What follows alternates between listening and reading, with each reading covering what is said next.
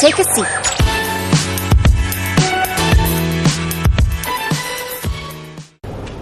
Now, the next really exciting question for all of us is obviously, when will the wheel be operational again?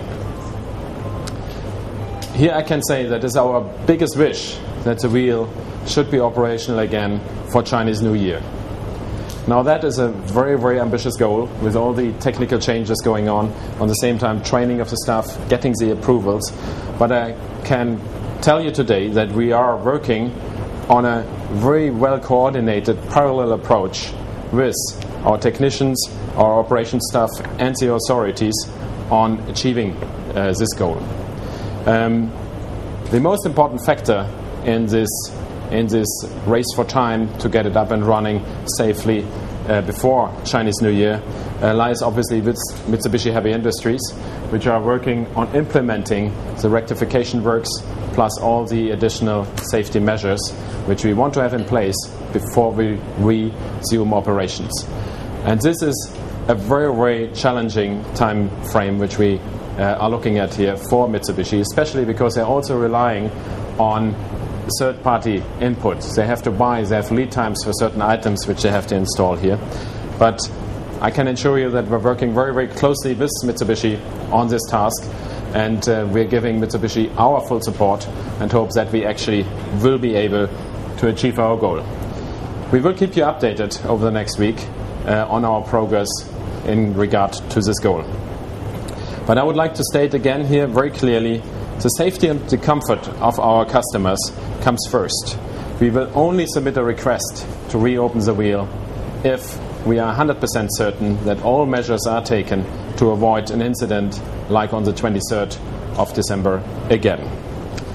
At this point, I would like to state my admiration for the authorities of Singapore in this whole process. They have been extremely thorough, proactive, and in a way supporting, which I think you would probably not find anywhere else in the world, definitely not where I come from. And they have given us very, very clear requirements on what we need to fulfill in order to regain our operating license. In addition to that, I would like to thank TÜV, who is our certification agent, and they also have been very, very clear and have been helping us in identifying exactly what needs to be done in order to get a certificate from them, a sign-off for this wheel again. This is about the news which we wanted to share with you here today. I think it's very important that we have identified all the necessary measures in order to make sure that the wheel is going to be safe in the future and that incidents like the 23rd will never occur again. We are working very, very hard on achieving our goal to get it up and running for Chinese New Year again, and we would like to open the floor for your questions with this. Thank you very much. When you ask questions, can you identify yourself and the publication you are representing? And please do address it to the person you want the question to be answered. Okay, first question? Yes.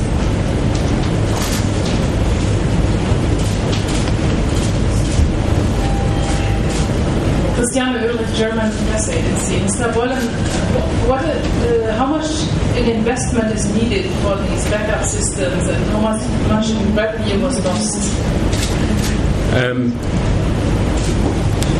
These are questions which we cannot answer yet at this point in time, because we are obviously still in the process of doing the rectification works.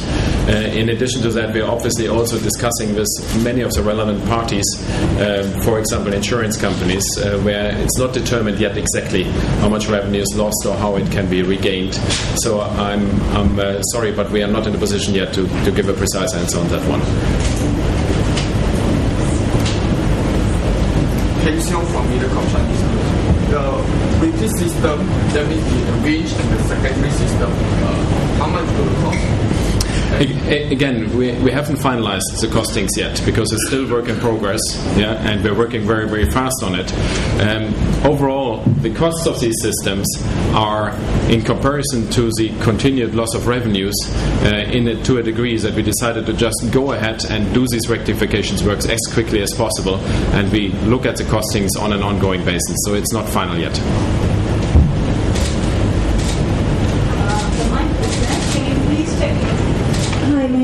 From Nikkei. I just would like to know if having only one driving system is an industry standard. Why you didn't have the secondary system to start with? And if this is the common thing that you only have the one driving system for this kind of wheel, you think this is you have to send a warning to the rest of the big wheels in all over the world? I think I would like to ask our expert on drive systems, Richard Barnes, to answer this question. I think the thing to remember here is that there are only a few wheels around the world. In general, it's not felt necessary to have a completely separate driving system. They've all been very, very reliable up until now.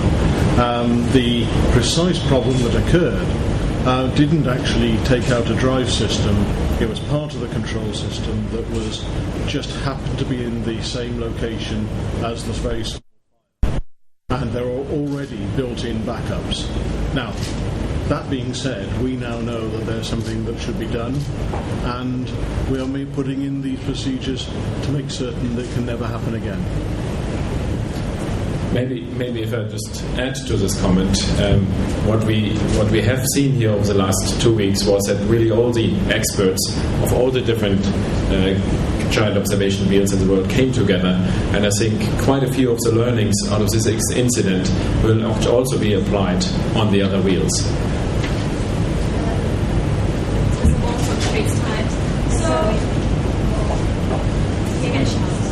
No, but the rest wants to hear. Hi, Tessa Wong, Straits Times.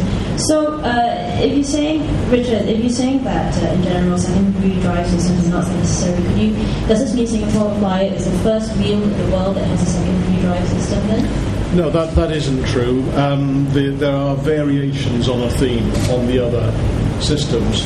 What we now have is the expertise and the experience to make sure that this is going to be the best available at this time.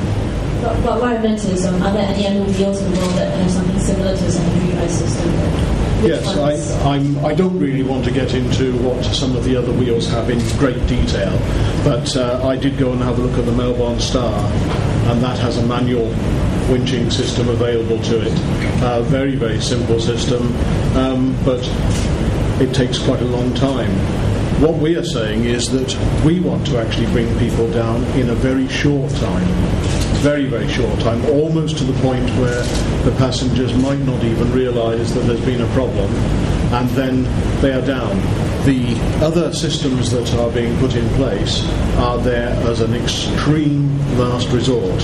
And as Florian did say, I think maybe we might be going a little further than we need to go, but that has been the decision, and that's what we're going to do. Sorry, one more question.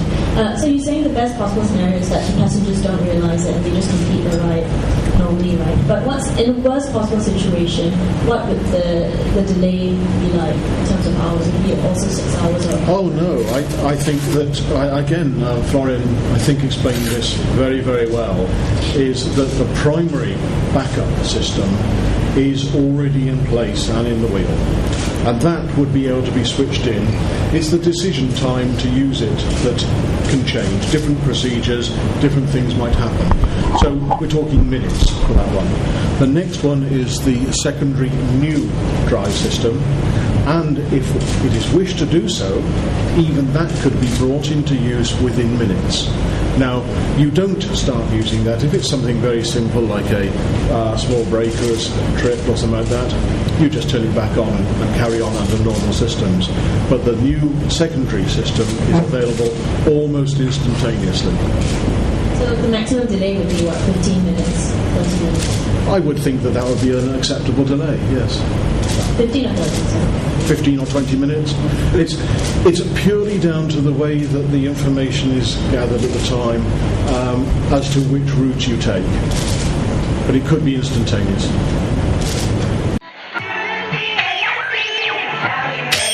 Take a seat.